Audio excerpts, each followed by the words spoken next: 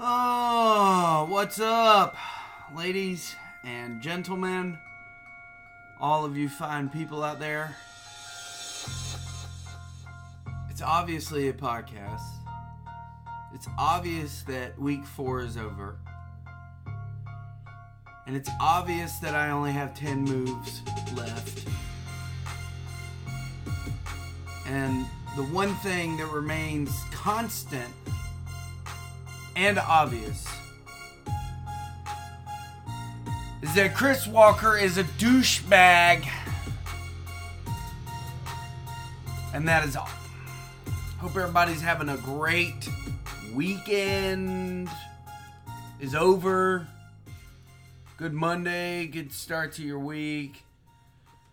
Hope all your favorite football teams drafted the players that you wanted them to. I'm not exactly sure who I wanted the Jags to draft. I was thinking tight end, but I don't know. I think they needed that kicker out of Iowa State. That boy can kick. Oh, man. Let's get away from football for a second, or for a lot of seconds, and talk a little bit about baseball. Our fantasy baseball league is entering into week 5. We are, I don't know. We got to go to week 22. I'm not very good with math. So, but I'll tell you guys this. 22 minus 4. And that's how many weeks we have to go. All right? All right. Y'all can figure that out yourselves. Actually, you know what? My calculator is still pulled up. Let's go ahead and show how stupid I am. 17 more weeks, ladies and gentlemen. Jesus Christ. 2 minutes into this, and it didn't take y'all but probably 30 seconds to realize, God, Casey is a fucking idiot. All right, top 3 bats for the last 7 days. 2 of them belong to one team. Luke Voit is just going stupid on the Yankees team. 10 runs, 4 home runs, 10 RBIs, batting .528. And Eduardo Escobar ranking up there high with the shortstops. 8 runs, 3 home runs, 8 RBIs, batting .533. And number 3 coming in with I apologize, Robbie. I did not mean to insult you. Jose Abreu on Robbie's team. 5 runs, 2 home runs, 12 ribbies, batting .625, or OBP. I'm sorry, I say batting. That's not their batting average. It's their on-base percentage. Excuse me. Top 3 pitchers over the last 7 days. Chris Bassett with 1 win, 16 Ks, and .75 on the ERA, and .7 on that whip. Number 2, Chris Paddock. 1 win, 9 strikeouts, and .00 on the ERA, and a .229 on the whip. And number 3, Ronaldo Lopez with 1 win, 14 Ks, 0 on the ERA, .83 on the whip. On the season, your top 3 batters are Cody B, Christian Yelich, who's been out, is out today with a little bit of a back spasm. And here's a name, Marcell Ozuna. Wow. Marcell Ozuna. What's he doing up there? Right behind him at number 4 is old Michael Trout. And your top 3 pitchers on the season, one of them is technically a relief pitcher, but John Gant. Number 2, Tyler Glasnow. And number 3, Luis Castillo. So crazy, not saying names like Clayton Kershaw, Chris Sale.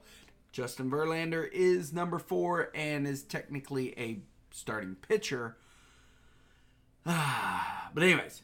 All right, so, there's few available players out there, but I wanted to focus on one that, doesn't really ever get much attention. I had him on my team last season for a little while. He goes in waves, but man, if he could just keep it up, dude, he'd be a top tier fantasy player. He's an outfielder from the Los Angeles Angels, Cole Calhoun. Just in case you're wondering, he has more home runs than Mike Trout. It's only 1, but it's still more than. Now, granted, Mike Trout's got an OBP of .426, whereas Cole Calhoun's got one of 291, but it's going up. 17 runs, 7 home runs, 16 RBIs. And there's a few starting pitchers out there, very depleted. I couldn't grab them all, people. But other people are grabbing them all. Or there's just not a lot of pitching out there right now. But maybe some of you guys need to look at Drew Pomeranz, all right? Or Antonio Santazella. I think that's how you say his last name. Now, Drew obviously plays for the Giants, so wins are going to be not really coming.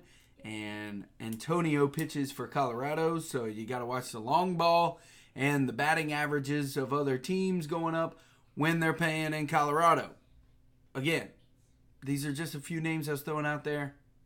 You might need them, you might not. But Drew Pomeranz, from things I've read, his velocity has gone up versus down. So, anyways, last week's game of the week was another tie. Yay. With Chris Walker tying Eric. But what I did like was there was a lot of banter going back and forth. And, of course, it came down to last Sunday, whatever. But, again, it was a good week. I don't have the stats right in front of me right now. But with that tie, obviously, Eric maintains his top tier number 1 position.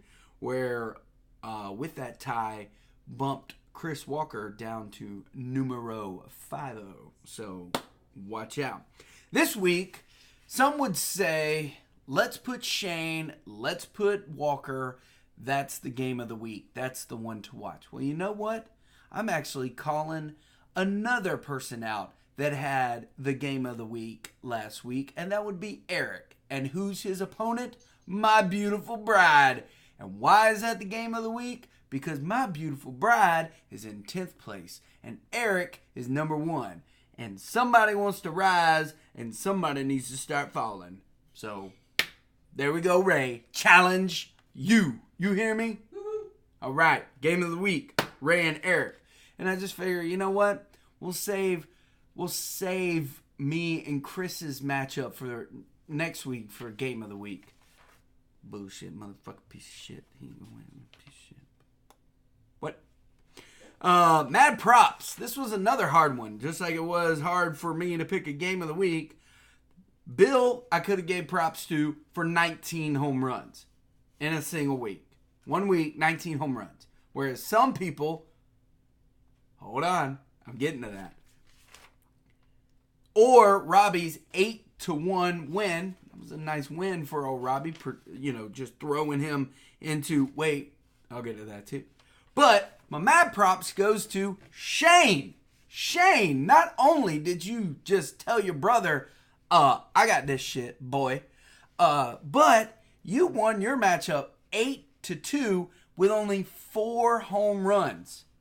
Man, you're getting a lot of run support. You don't even really need home runs when your dude's coming in 42 different times. Googly moogly. Man, watch out for old Shane's team and scoring runs. What do you got, like 10 leadoff batters? Jesus. But anyways, mad props to you, Shane. Good job. Winning 8-2 against old bro and doing it with only 4 home runs. And my oops, unfortunately, has to go to the beautiful bride as well. Last week on Sunday, which is always the make or break day of the week, in my opinion, Ray benched Mike Moustakas. And unfortunately, old Mike Moustakas drove in a run, went 2 for 3, hit a home run, and got 2 RBIs. And she lost her matchup.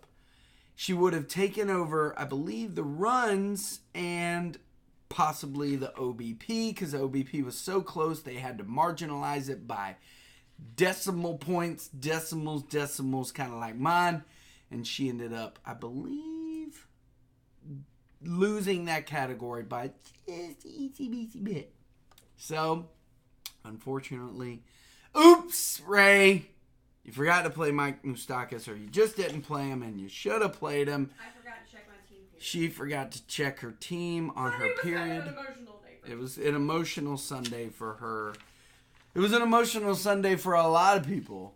we had Endgame in the morning. Yes, we went and seen a movie at 9:05 with the Crofts. My gosh, good movie. Then we took a little bit of a break after we finally desensitized from the emotional roller coaster that we were on with that movie, which Shane tends to disagree that the movie was an emotional one, or good even. But then we come and turn on Game of Thrones, and we all know how that shit show went. But man, if Ray and I were high-fiving each other, I think she punched me in the face and just was excited the whole way through.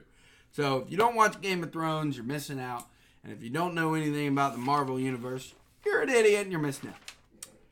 So that ends up with the top 6 teams after week 4. Number 1, swinging and dangling low.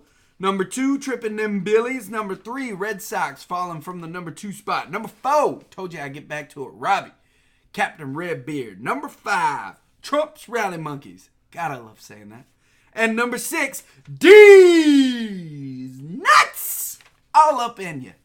Woo! All right. So I don't really have anything else to get to this week. Draft is over. Endgame is over. Game of Thrones knocked one out of the park. Let's see. That's it. So injuries are still happening. Sucks. Trades. Some of you guys down at the lower tier level, it's time for y'all to start making some trades. It's time for you to start reevaluating your roster and being like, do I really want to stay down here, or do I want to compete with bitches like Walker? Look, guys, every season we got one mission, and one mission only. Should you choose to accept it, which you better accept it, get that motherfucker out of the top 6, keep him down where he belongs, and we won't have to listen to his bitching and his whining and his complaining. We'll be like, well, I drafted all these ace pitchers in the first round because batters just aren't that pivotal. Blah, blah, blah, blah, blah, blah. You know, if we go back in time and we look, that motherfucker voted for Trump. Ah!